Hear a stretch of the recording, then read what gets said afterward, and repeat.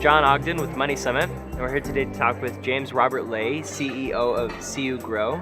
And we'd like to start by talking about the past. So, what have you seen has changed over the past 10 years when it comes to financial services? You know, John, I think the biggest change that I've seen has been the consumer. The consumer, the way they shop, the way they buy, the way they transact with the financial institution. I think if anything, consumers are driving the change in the marketplace today.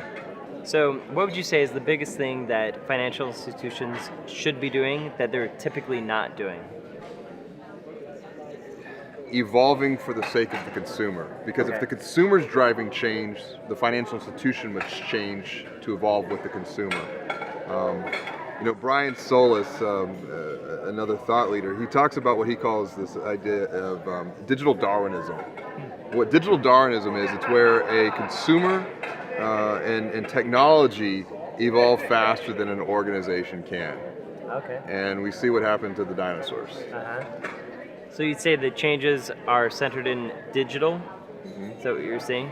Yeah, the changes are centered in, at least for a financial institution, they must be centered around digital for a digital consumer.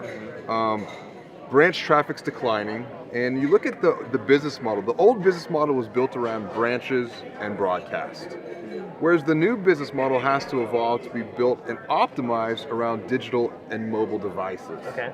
And that's the big change. It's not just we build a branch and it's done. We build something for the digital or the mobile device, and it's not done. It can continuously be optimized and refined over time by looking at usability, looking at data, insights, etc. Yeah. So in the past, consumers were fine with going to the branch. In the digital world, they're no longer quite so fine with that. Is that? Yeah, I'm not of the camp that says the branch is dead. Okay. I think the branch is evolving to where it's not a transaction center, and it's not even a sales center. Okay. Sales in financial services will start and many times often end online in the future. Even now at this point, sales are starting online whether we like it or not. We look at the buying journey, we look at awareness, and we look at consideration. Right. That's all happening digitally. The point of purchase, well, there's three different paths. There's the branch, there's the call center, and there's the digital or the mobile device. But sales is really still happening at the start online and digitally. So what would you say is the biggest obstacle that financial institutions face in making this transition? So there's really a couple obstacles I see. Very first and foremost is the majority of financial institutions do not have a digital growth plan. We've done a study now for 3 years, and we're finding that number stays the same. 70 to 80% of financial institutions, regardless of the asset size, do not have a defined digital growth strategy or plan. And so they're operating in this sense of confusion, the state of overwhelmment. Where do I begin? A plan can help provide clarity with a path forward. I think the second is a lack of resources internally, primarily around staffing and budgets. When it comes to staffing, we're finding a lot of financial institutions just don't have the capacity to handle this transition. And there's a lack of resources on the budgeting side as well. I mean, let's just take your average, if we're talking about sales happening online, your average financial institution website. It's nothing more than a glorified online brochure. Right. And you look at the average investment it takes to build a branch, $2 to $3 million. Why aren't those investments being made in the digital channel, into the digital space, considering the impact that this is going to have on acquisition and retention? Yeah, that's interesting. So they need to change the mindset. Yeah. That they could, a banker might balk at the idea of spending $2.5 million on a website.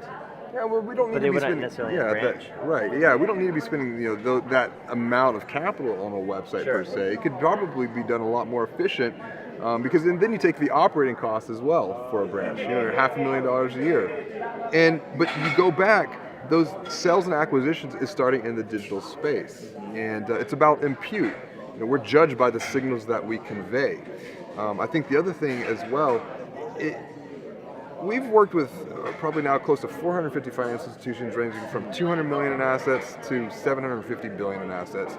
And I have not found that what defines success is in regards to assets. What defines success will be adaptability. Okay. Can I make this change in my mind to evolve my business model away from a physical asset to an intangible asset? Right. And that's hard for some who have built, their career in financial services, and I respect that. But we have to be willing to make these changes and overcome three fears: fear of the unknown, fear of change, and fear of failure. Interesting. So how do fintech companies fit into this? Well, it comes back to the capacity issue and the knowledge gap. We have fintech. You can look at it as competition. I look at fintech as a partnership, because you have organizations who are creating business models optimized for digital and mobile delivery, where we're lacking on the traditional business model side. So fintech can bridge the gap in regards to the knowledge and the capacity, the resources, the talent, the technology needed to help move these financial institutions forward into a brighter and better future. Great. Finally, what do you think financial institutions really need to be keeping their eye on for the next 10 years? When it comes into the future, it's going to be the consumer. The consumer drives everything that we do. It should drive everything that we do, and that's a big change there as well. I think we look at financial institutions. Well, what do we need? It's not what do we need. It's what do consumers need? Because if we can help the consumers succeed in their own financial journey, we'll ultimately reap the benefits and the rewards from that. It's not about pushing product. It's about helping first and selling second. Because when we can help someone overcome their questions and concerns and help guide them to success to achieve their hopes and dreams, we really position ourselves as the guide. And that's what consumers are looking for. Because it's not just about financial services, it's about empowering them and giving them a much better, richer life going forward. Cool. Well, that's perfect. Thanks so much for joining us today. Great, thanks for having me, man. Yeah. Appreciate it.